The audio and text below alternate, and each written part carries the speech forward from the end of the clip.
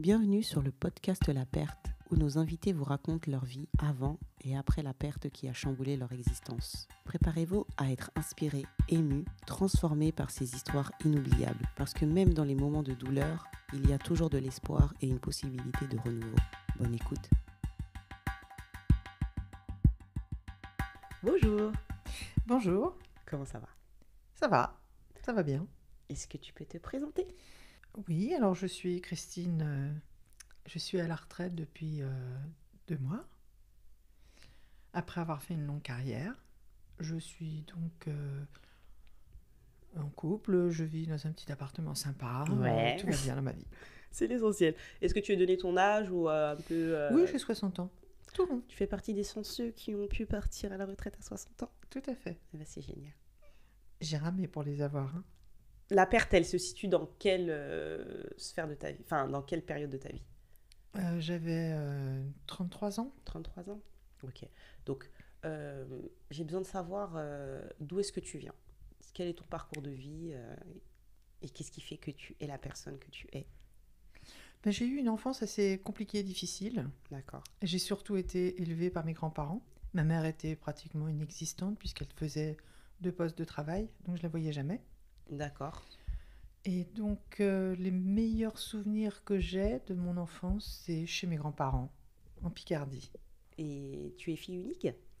Non, j'ai un petit frère qui est décédé, lui, D'accord. il y a déjà plusieurs années. Ok. Vous aviez combien d'années d'écart? 2 ans. Donc, tu es originaire de Picardie? Non, moi je suis née à Saint-Denis dans le 93. D'accord. Tu es une francilienne. Oui. D'accord. Pourquoi tu es là aujourd'hui? Dis-moi. Eh bien, je suis là sur ton invitation pour parler d'une perte qui m'a beaucoup touchée, qui a été très violente. C'est-à-dire que j'ai dû me faire violence pour tenir le coup. Et ensuite, les vannes se sont ouvertes et ne sont pas arrêtées pendant 2 semaines. Et c'était la première fois que je pleurais autant, parce qu'avant je ne pleurais jamais. Et on dirait que là, tout est sorti d'un coup. Tout ce que j'avais emmagasiné de larmes qui n'étaient pas sorties, sont toutes sorties à ce moment-là. C'est le sentiment que j'ai eu. Donc la perte la plus violente que j'ai vécue, c'était la fois où mon grand-père m'a téléphoné en me disant « Tu sais, je ne l'ai pas fait, pour l'abandonner, mais je ne pouvais plus m'en occuper. Ta grand-mère, elle est en hôpital de long séjour. » Il m'a dit « Tu m'en veux pas ?» Alors j'ai dit « Ben non, mais dis-moi, elle est où? Quand est-ce que je peux venir ?» Et là, il m'a dit « Tu viens dès que tu peux. » Donc je suis allée en voiture avec mon ex-compagnon. Et il n'a pas voulu monter, lui. Il n'aime pas les hôpitaux. Donc je suis montée toute seule et je suis rentrée dans la chambre. Il y avait mon grand-père qui était là. Oui. Il était tout le temps là. Parce qu'il se sentait tellement coupable de l'avoir abandonné, entre guillemets, puisque non, il ne l'abandonnait pas. Oui, il l'a placé. Ouais. Mais, et donc il était tout le temps là. Et quand je suis arrivée, ce qui a été... d'abord, je l'ai trouvée toute amaigrie, toute affaiblie. Ta grand-mère, tu parles? Oui. Elle était assise sur une chaise d'un fauteuil roulant et maintenue avec une espèce de drap enroulé autour de son ventre, attaché au pied de la chaise. Enfin bon, un truc... et elle essayait tout le temps de se lever. Alors c'était d'autant plus affligeant. Oui. En fait. Ouais. Alors, elle avait quel âge à ce moment-là? Alors, c'était en 97. Elle devait avoir... Alors, 76 ans. 76 ans. Mm. Et toi, tu as grandi avec tes parents, avec tes grands-parents, pardon. Oui. Donc, cette femme, tu l'as vue avec toute l'énergie qu'elle a pu avoir dans ses jeunes années, on va dire. Vous avez combien d'années d'écart? Est-ce que ta grand-mère a eu ta mère tôt et ta mère t'a eu tôt ou c'était... Oui, attends. elle a eu ma mère tôt, hein, quand même. Ouais. Avant ses 50 ans, elle était grand-mère? Oui. D'accord. Oui, donc tu l'as vue en pleine forme, en fait. Ah oui, oui, complètement. Elle avait mon âge. D'accord. Je pense qu'elle devait avoir mon âge quand je me suis rendu compte de ma grand-mère, que c'était ma grand-mère. Que c'était une vieille dame pour moi à l'époque. Hein. Maintenant, franchement, les femmes de 60 ans, je trouve pas que ce soit des vieilles dames. N'est-ce pas? N'est-ce pas, n'est-ce pas?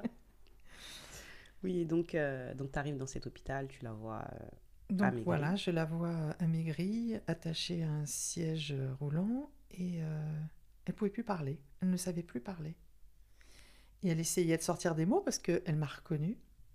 C'est exceptionnel, hein, d'être connue par quelqu'un qui est atteint de la maladie d'Alzheimer. D'accord. Ça faisait longtemps qu'elle avait Alzheimer. Ça a été diagnostiqué quand?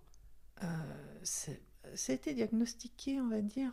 Je pense que j'y suis pour quelque chose parce que c'était 5 ans auparavant à peu près. Je le sais parce que j'avais 28 ans et ma grand-mère me demande quel âge as-tu? Alors j'ai dit j'ai 28 ans. Et elle me dit ah, eh ben dis donc, hein, ça ne nous rajeunit pas. Et puis elle me regarde et elle me dit mais quel âge as-tu? Ah, Je lui dis ben j'ai 28 ans. Et elle me dit oh ben la même phrase d'accord. et elle l'a fait 20 fois de suite. Ok. Et moi j'avais entendu parler déjà de la maladie d'Alzheimer et j'avais entendu et lu un article où on disait que pour que la personne à qui on parle qui est atteinte de cette maladie imprime ce qu'on dit, il faut lui tenir la main et la D'accord. serrer à chaque fois qu'on dit quelque chose. Ok. Et du coup, je l'ai fait, j'ai pris sa main, je l'ai regardée, j'ai dit j'ai 28 ans, et j'ai pressé sa main et elle m'a plus reposé la question. D'accord. Ça fonctionne. Donc j'ai dit, je pense que elle a la maladie d'Alzheimer. D'accord. Et on n'en parlait pas à l'époque, c'était pas très connu. J'avais 28 ans, donc c'était en Il y a une trentaine d'années. 92, un truc Ouais, comme ouais, ça. ouais. Donc c'était 5 ans auparavant. Voilà, c'est ça. Parce que du coup, mon grand-père m'a dit, tu crois? Ils sont allés voir un neurologue et du coup, il a dit oui, oui. Et en fait, quand c'en est arrivé à ce stade de perte de mémoire, sur la mémoire instantanée, c'est déjà trop tard. D'accord. On ne peut pas faire marche en arrière. Les neurones se détruisent petit à petit et la mémoire, ça s'aggrave, quoi. D'accord. Mais Alzheimer, c'est une maladie dégénérative de toute façon. Oui, c'est ça. Il y a pas de. On peut ralentir les. Oui, si c'est pris suffisamment tôt. C'est-à-dire que maintenant, quelqu'un qui est atteint de la maladie d'Alzheimer peut prendre un traitement qui va faire que elle peut peut-être arriver à la mort sans arriver à l'état de dégénération totale, quoi. D'accord. Ok. Mais bon, moi, j'ai toujours entendu ma grand-mère dire je me rappelle plus de son prénom. Je crois que je perds la boule. D'accord. Tout le temps, des petits trucs comme ça. Oui. Donc moi, j'avais pris l'habitude qu'elle dise ça. Mais donc du coup, avec cette question qui est arrivée 20 fois de suite, c'est à ce moment-là que tu t'es dit qu'il y a. Oui, j'ai dit, il y a un truc qui ne va pas. Ouais. J'avais vu ça dans une revue en allant chez le médecin. Hein. D'accord. Je m'étais dit, et quand j'ai vu ma grand-mère, au début, j'ai souri en fait. D'accord. C'était encore amusant à ce moment-là, le fait qu'elle me pose la question. Ouais. Au bout d'un moment, j'avais envie de rire. D'accord. Je me suis abstenue parce que je ne voulais pas qu'elle croie que je me moque. Mais, et puis alors, la même journée, j'étais en train de préparer à manger parce qu'elle n'était plus tellement en capacité de le faire. Et en fait, elle me subtilisait les choses derrière mon dos. Elle les rangeait. D'accord. Et c'était une catastrophe parce que quand je lui demandais, elle me disait c'est pas moi. J'étais partagée entre avoir envie de rire et avoir envie de la disputer. Oui. Et en fait, j'ai fini l'un et l'autre. Je me suis armée de patience. Voilà. Et donc, mais ça, c'était encore la bonne période, on va dire, la belle époque. Oui. Et mais quand je l'ai vue là, ce jour-là, dans la chambre d'hôpital, en fait, j'étais sidérée. D'accord. Mon grand-père l'a vue. Je sentais que j'avais envie de pleurer, mais je voulais pas lui montrer. Donc, mais c'est ce jour-là que j'ai perdu ma grand-mère. C'est pas à son décès. D'accord. C'est ça. C'était la perte la plus violente. D'accord. J'ai jamais perdu quelqu'un de cette façon-là, aussi violente depuis. Quand tu es partie la voir à l'hôpital, ça faisait combien de temps que tu l'avais pas vue? Oh, ça devait faire 6 mois. 6 mois. Mm. Donc en 6 mois, ça. Oui, ça s'est dégradé à une vitesse. Elle ne pouvait plus parler, elle ne pouvait plus manger toute seule. Elle avait des protections parce que, voilà. Ouais. Enfin, c'était plus la même personne. D'accord. Et du coup, moi, je lui ai pris la main, je lui ai parlé, elle ne pouvait pas me parler. Oui. Mais elle voulait me faire comprendre quelque chose. Oui. Je ne savais pas quoi. J'étais tellement tétanisée, tellement concentrée à retenir mon chagrin, que j'étais pas à l'écoute en fait. D'accord. Et je disais à mon grand-père, qu'est-ce qu'elle veut? Elle veut un stylo, elle veut écrire. Mon grand-père il me regarde et me dit, mais à écrire. C'est compliqué. Voilà. Donc je suis restée 3 heures. D'accord. Et mon grand-père a vu que je commençais un peu à fatiguer parce que j'étais tellement tendue pour pas... Puis je voulais être souriante, je lui parlais de ma vie. Et je voyais bien, elle me regardait et elle me disait, mais elle le fait exprès de pas comprendre. Ah là là. Ça m'a traumatisée parce qu'en fait, je me suis dit, il a fallu 15 jours pour que je comprenne. 15 jours. Mm. Et au bout de 15 jours, je lui ai dit, oh bon sang, c'était ça. Je le dirai à la fin. D'accord. Suspense. D'accord. Et donc, mon grand-père, au bout de 3 heures, m'a pris par la main. Il m'a dit, viens, on va faire un petit tour dans l'hôpital. D'accord. Ça m'a... D'un seul coup, c'est un peu retombé, D'accord. la tension. Oui. Mon grand-père, il a fait le clown, voilà, pour me Détendre. remettre un peu dans le... Pour me dire qu'il n'y a pas de drame non plus. C'est comme ça, c'est la vie. Et que c'est pas la peine que je me... Tu te fasses violence. Que je m'éteigne à D'accord. cause de ça. Ok. Mais c'était ma mère, en fait, ma grand-mère. C'est elle qui m'a tout appris. Elle m'a donné le goût de la lecture. Elle m'a donné le goût des mots fléchés. Elle m'a donné le goût de m'intéresser aux gens. C'était le genre de personne qui... c'était une vieille dame, Oui. mais elle faisait le tour des plus vieilles dames qu'elle pour leur amener de la soupe, une part de tarte. Super. Et elle m'emmenait. D'accord. Donc, je connaissais ce principe de partager avec les gens autour, d'aller les voir pour pas qu'ils restent seuls. C'est ça qui m'a conduit à être gardienne. Peut-être. Merci, grand-mère. Voilà, en fait, ma vie entière, elle est liée à ma grand-mère. D'accord. Je pense à elle tous les jours. Oui. Elle est toujours avec moi. Des fois, je rêve d'elle et c'est un bonheur quand je me réveille. Bref. Donc, mon grand-père m'emmène faire un petit tour et je lui dis, je peux plus remonter. D'accord. Je peux pas. J'ai même pas dit au revoir, mais je peux plus remonter. Il m'a dit, bah ça, je comprends. Et donc, je suis redescendue à la voiture. Je pouvais plus parler. Il y avait ma tante qui était venue pour voir si j'allais m'en sortir, parce que du coup, ses filles, elle a eu, je sais plus, 5 filles, et les 5 sont parties en courant, en pleurant. D'accord. Elles n'ont pas pu rester dans la chambre. Ok. Et moi, elle m'a dit, t'es restée 3 heures? Je lui ai fait, oui. Et elle m'a dit, elle t'a reconnue? Je lui ai fait, oui, premier regard. Ce qui fait que c'est pour ça que j'ai fait l'effort de rester avec Autant elle. de temps, ouais. Parce qu'elle m'a reconnue. Oui. Elle m'aurait pas reconnue, peut-être je me serais enfuie aussi. Parce que c'est douloureux, ça. Il n'y a que toi dans ces petits-enfants qui a Oui. grandi avec elle? Oui. D'accord. Donc tes cousines, elles ont grandi classique Oui. avec leurs parents. Et... Voilà, c'est ça. Elles venaient de temps en temps, mais elles étaient nombreuses. Donc voilà. Il y avait moi et mon frère, en fait, mon frère et moi, qui venions passer les vacances. Et il y avait beaucoup de vacances. D'accord. Quand j'étais petite. Non, c'est bien, ça t'a permis de créer ce lien avec la grand-mère. Ouais. Et oui, donc du coup, t'as ta tante qui te dit t'es restée 3 heures. T'es resté 3 heures. Ouais. Et là, en fait, je l'ai regardé et ça a commencé à couler. Et là, j'ai pleuré pendant 15 jours et 15 nuits, en mangeant, en dormant. Je me réveillais le matin, j'avais du sel plein les paupières. Waouh. J'allais travailler, je prenais les transports, j'arrivais au travail, je pleurais, je disais bonjour. Les gens me disaient, ça va? Je dis oui, ça va. Et je pleurais. Okay. Ça sortait. Un peu comme si j'avais... Comme je disais au début, j'avais jamais pleuré avant. Je n'arrivais pas à pleurer. C'est-à-dire que je m'étais tellement endurcie dans mon enfance qu'aucune larme sortait. On pouvait me frapper, on pouvait me disputer. C'est pas grave, ça sortait pas. Je pleurais pas. D'accord. D'ailleurs, tout le monde prenait ça pour de l'insolence. Que je défiais les gens. Oui. Je ne pleurais pas. Et bien là, du coup, tout est sorti. Alors là, j'ai pleuré de tout ce que j'aurais dû pleurer de toute mon enfance. Donc 28 ans de larmes, d'accord. C'est ça. Non, 33. 33, parce que à ce moment-là, j'avais 33 ans. Ouais. Et donc, toutes les larmes sont sorties. Et puis un jour, ça s'est taré complètement. J'ai fait, ça y est. C'est un peu comme si j'avais fait mon deuil. Ouais. Voilà. Donc, j'allais voir mon grand-père, mais j'allais plus à l'hôpital. C'était plus possible. Ok. Et mon grand-père l'a compris. Mais c'est bien parce que je pense pas qu'il t'invitait à y retourner ou il te mettait non. pas mal à l'aise Lui, par rapport à la situation. Il y allait tout le temps. Ouais. Il s'occupait d'elle. Il lui donnait à manger puisque personne dans les hôpitaux, on donne pas à manger aux personnes qui peuvent pas manger. Donc il allait, il lui faisait de la compote. Enfin, c'était mignon. Bah, c'était la mort de sa vie. Donc, Mm. du coup, voilà. Il était tout seul, sans elle. D'accord. Petit cœur. Et donc, elle est décédée un an après, enfin, en octobre 98, un peu plus d'un an. Ok.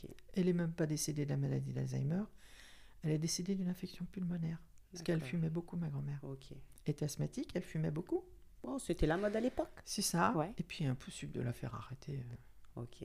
Quand on a passé un certain âge, on n'a plus envie. Et d'ailleurs, c'était ça notre petit secret, c'est qu'elle faisait croire à mon grand-père qu'elle ne fumait plus. Et comme moi je fumais à l'époque, elle me disait « Tu veux aller fumer une cigarette ?»« Ben viens, je t'accompagne !» Pour que mon grand-père entende bien que on allait dehors Mhm. et on allait fumer toutes les deux. J'allumais le briquet pour toutes les deux et on allait fumer toutes les deux dans le poulailler. Ok, d'accord. D'ailleurs, quand ma grand-mère est décédée, mon grand-père a décidé de se débarrasser de la maison et d'aller vivre dans un EHPAD. D'accord. Enfin, un EHPAD. Une maison médicalisée. Voilà, c'est ça, une maison Voilà. médicalisée. Il a toute son autonomie et c'est juste que voilà, au cas où, C'est ça. il y a toujours quelqu'un pour Et puis s'occuper. il pouvait pas faire le ménage, la vaisselle. Enfin, c'était pas son truc. D'accord. Donc, il voulait qu'on s'occupe de lui. Et ben, il est allé dans une maison médicalisée. Et donc, ils ont démonté le poulailler. Et quand ils ont démonté le poulailler, ils ont vu qu'entre les planches qui faisaient une espèce de séparation avec un grillage, il y avait des planches et ils ont trouvé des milliers de cigarettes. De mégots de cigarettes, une montagne. Ok. D'ailleurs, mon grand-père ne s'est pas gêné pour m'engueuler.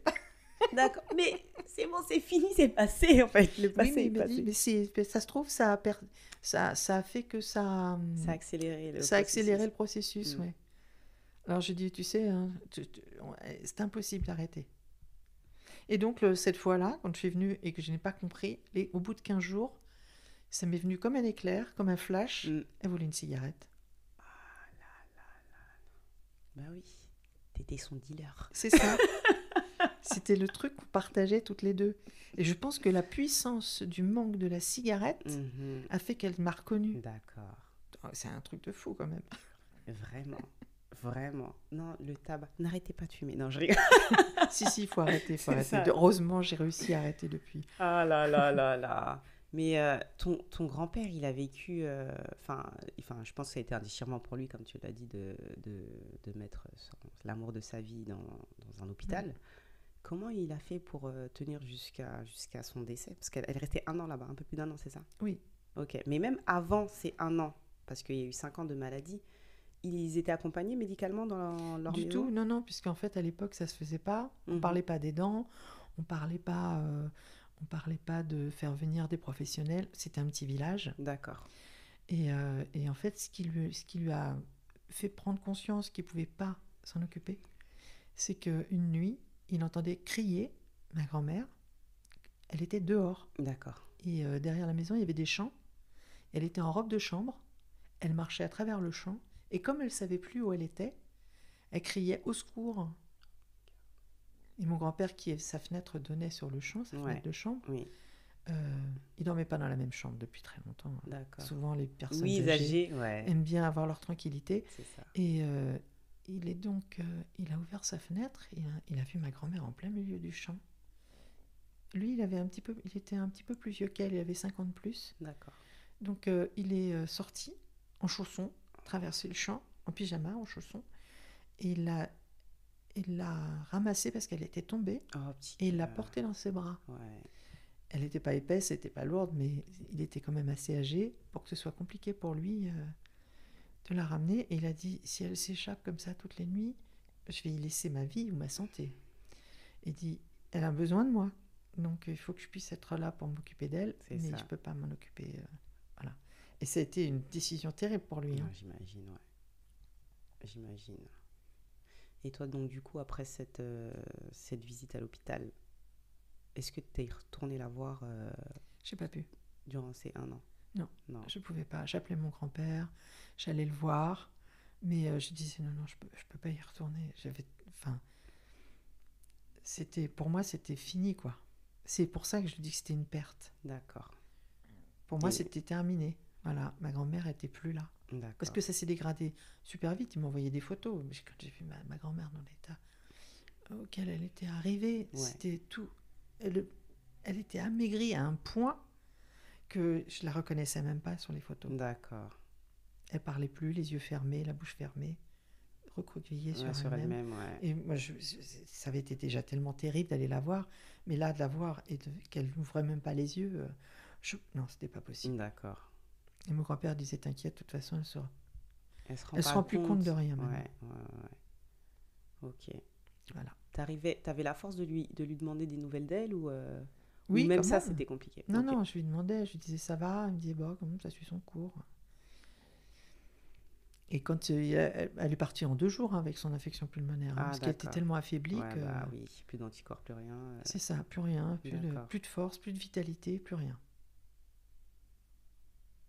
Donc voilà, moi je trouve que il y a des façons de perdre les gens, mais il y a des états qui sont pires que la mort en fait. C'est pas de moi, ça c'est de Stephen King. Justement, cette année-là, je lis un Stephen King Yes. et je vois cette phrase, il y a des états pires que la mort. Et là, c'est reparti. C'est reparti de plus belle. Ah. Eh ben. Et mais le jour où ta grand-mère est morte, comment tu as reçu l'information? Est-ce que ça t'a dévasté autant que quand tu avais été Non. la voir à l'hôpital? Non, en fait, je me suis dit, Dieu merci, ça y est, elle est libérée. D'accord. Parce que, en fait, la maladie d'Alzheimer, c'est comme une prison. La personne, elle est enfermée à l'intérieur d'elle-même. Et elle n'est plus là, en fait. Il n'y a plus de communication avec l'extérieur, ni pour elle, ni pour les autres vers elle. D'accord. Donc, c'est une prison, et c'est pas une vie, ça, en fait. De pouvoir rien faire, d'être inconscient de tout. Et en fait, moi, je l'ai vécu comme une libération. D'accord. Et mon grand-père aussi. Hein. Ouais, j'imagine. Ouais. On s'est pris dans les bras, tous les deux, et il m'a dit, tu sais, elle est bien maintenant. Ok. Voilà. Oh, c'est mignon. Enfin, c'est mignon, c'est... Bon, on s'entend. Mais oui, Ouais. c'est jamais... C'est jamais une belle chose, mais dans l'état dans lequel elle était... C'est oui, ça, voilà. On peut l'interpréter comme ça. Et maintenant? Enfin, je dis et maintenant, ça fait un moment, hein, c'est 33 ans, 60 ans. Hein. Il y a du temps à couler sous les ponts. Hein. Le souvenir reste toujours très dur.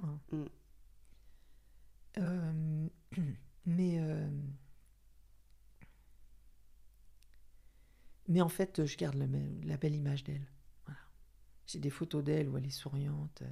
J'ai même une photo que j'avais prise avec un vieil appareil en plastique, là. Oui.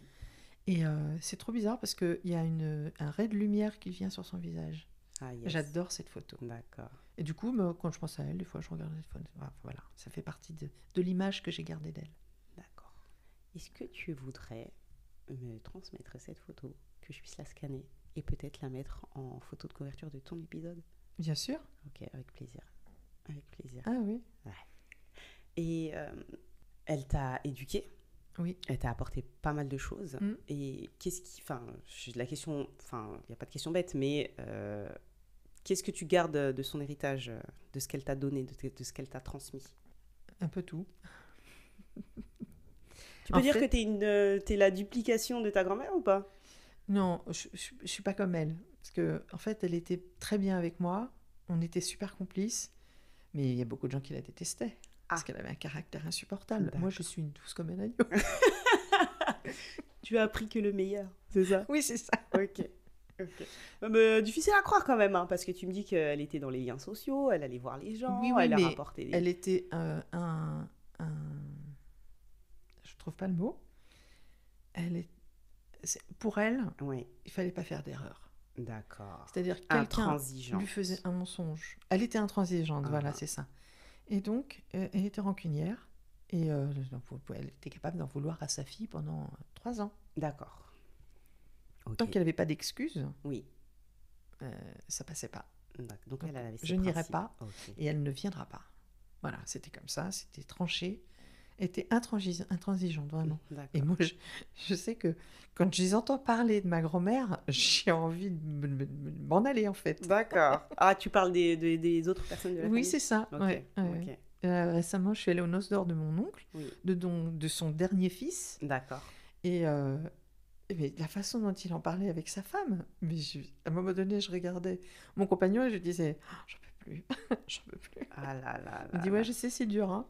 Waouh. Bon, toi, tu as été très proche d'elle. Donc, voilà, c'est ça. Nous, on avait un lien. En fait, elle me Elle me grandissait. Ma grand-mère, elle était fille de paysan. Ouais. Donc, ils étaient très pauvres. C'était dans les années 20. Hein. Mm. Enfin, oui. Elle était très pauvre et elle n'allait pas à l'école. Donc, ma grand-mère, quand moi, j'étais en âge de savoir lire et écrire, c'est-à-dire vers 5-6 ans, ma grand-mère ne savait pas lire et écrire. D'accord. Quand elle m'a dit ça, je lui ai dit, ben, je vais t'apprendre. Elle me dit, ah, tu peux faire ça, toi? Je fais, bah oui, moi, je sais. Et du coup, on a appris en faisant des mots fléchés. D'accord. J'étais fière de voir ma grand-mère qui pouvait faire une lettre Ah, c'est et génial. qui arrivait à lire. Donc, en fait, là, tu es en train de nous dire qu'à 5 ans, tu étais enseignante De ma grand-mère. pour adultes. Hmm. D'accord. Travailler dans l'éducation nationale, ça t'a jamais Non. traversé l'esprit? Je Non. pense qu'on a un grand besoin de gens comme ça, en fait. Non, ça m'a pas jamais. Non, jamais. Never. Loin de moi cette idée, c'est ça. C'est ça, c'était juste par amour que j'ai D'accord. réussi à apprendre à ma grand-mère Ok. à lire et à écrire, mais je ne l'aurais pas fait pour tout le monde. Bah, c'est beau. Bah oui, c'est que vous avez partagé C'est un ça. lien privilégié. Et du coup, ma grand-mère me disait, mais qu'est-ce qu'elle est intelligente, ma petite fille. Alors moi, c'était la première fois, hein, parce que ma mère n'avait pas du tout cette complicité-là, mais alors pas du tout. Hein. En fait, ta grand-mère, elle est venue t'apporter ce que ta mère Voilà. ne t'a pas donné. Exactement. D'accord. Mais je ne l'ai pas eu, c'était pas le package comme si c'était ma mère. Ouais, Je l'ai eu au centuple. d'accord. C'est-à-dire que voilà, on avait un lien de complicité, un lien d'amour qui était encore plus fort. D'accord. Parce qu'elle avait raté des choses avec ses enfants qu'elle a rattrapé avec moi.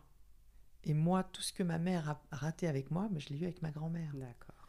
En fait, chaque fois, c'est Vous deux, intergénérationnel. Exactement, exactement. Vous deux, vous vous êtes réparés et vous avez, C'est ça. Vous avez donné... Et du coup, ça a renforcé notre lien. Je comprends parfaitement, enfin pas parfaitement, puisque on n'a pas le même vécu, mais ouais. Je peux imaginer la perte que ça a été que de perdre cette femme aussi sociale que rancunière.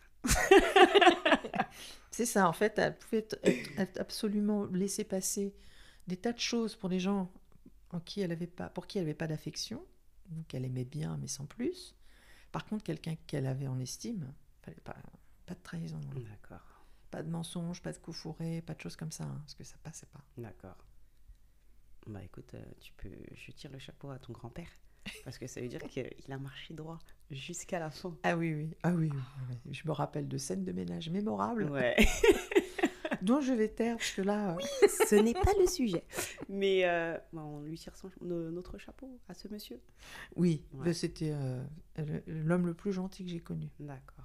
Enfin, non, c'était le premier homme le plus gentil que j'ai connu, parce que le plus gentil que je connais maintenant, je vis avec. Bah voilà, c'est génial. C'est l'image que j'ai préféré garder de l'homme. Ouais, voilà, c'est ça. Et bah voilà, la vie te l'a bien rendu. Oui, merci. Je pense que peut-être ma grand-mère est pour quelque chose. Ah C'est bah, pas une idée comme ça. Forcément. Moi, je pense en tout cas. Je pense. Est-ce que tu as un conseil à donner à des personnes qui peuvent vivre ça, qui vont vivre ça ou qui l'ont déjà vécu? Alors, je n'ai pas vraiment de conseils à donner, parce que c'est tellement dur que ça serait malvenu de dire il faut faire comme ci ou il faut faire comme ça. Par contre, dès qu'on voit les premiers trucs, les premiers... oh bah mince, je me rappelle plus comment il s'appelle. Et si on voit... Alors il y a aussi un truc qui déclenche ça, c'est quand ma grand-mère a commencé à me parler de la fois où elle a perdu son bébé mort pendant la guerre, qui est mort de faim. Elle me racontait l'exode qu'elle faisait depuis le village pour aller sur Paris. Elle me le racontait dans un détail. Alors, c'était un truc qui était arrivé, je sais pas, 30 ans avant. Oui. Et elle me disait même la couleur de la jupe de la fille qui faisait le chemin avec elle. D'accord. Comme si elle y était encore. Oui. Et là, et ça, quand on peut raconter des choses dans le détail, des choses anciennes, et qu'on ne peut pas se rappeler ce qu'on vient de dire, là, c'est un signe que c'est Alzheimer. Et là, il faut tout de suite faire quelque chose. D'accord. Parce que là, il n'est pas trop tard. Ok. Alors effectivement, ce ne sera jamais comme avant, Oui, bien sûr. mais il y aura toujours une communication, un contact, il se passera toujours quelque chose. Parce que moi, j'ai vu des gens qui étaient Alzheimer depuis de nombreuses années en allant dans cet hôpital. J'ai croisé des gens qui étaient enfermés dans une chambre, enfin, enfermés, attachés à un fauteuil devant une télé et qui n'étaient plus là du tout. D'accord. Ils avaient la tête penchée, la Ouais. langue sortie, Oh. les yeux vides, creux. Enfin, et ça peut durer très longtemps comme ça. Hein. Et c'est horrible. C'est horrible pour les proches. Tout à fait. Donc voilà, si j'avais un conseil à donner, c'est dès que vous voyez les moindres signes, il y a des choses à faire. D'accord. Il peut se faire encore des choses. Voilà, c'est Ok. tout. Sinon, faut s'accrocher. Hein. Ah bah ça, quand même. Parce que c'est le pire moyen de perdre quelqu'un. C'est jamais un plaisir de perdre Oui, quelqu'un. bien sûr. Il y a des pertes violentes, comme dans les accidents. Mais là, c'est violent parce que la personne est là, mais elle n'est plus là. C'est une frustration intense. Eh ben, je te remercie. Merci. Avec plaisir. Merci d'avoir partagé ton histoire avec nous. Eh ben, je te souhaite plein de bonnes choses. Et encore une fois, merci à cette grand-mère qui t'a éduquée. Parce que je peux en témoigner. Tu es une bonne personne. Tu es une belle personne. Merci. Merci d'avoir écouté l'épisode et n'hésitez pas à laisser un commentaire et à cocher les 5 étoiles. Si vous voulez nous partager votre histoire, envoyez-nous un mail via le lien en description de l'épisode. La Perte est un podcast produit et réalisé par Polycac Studio. À bientôt.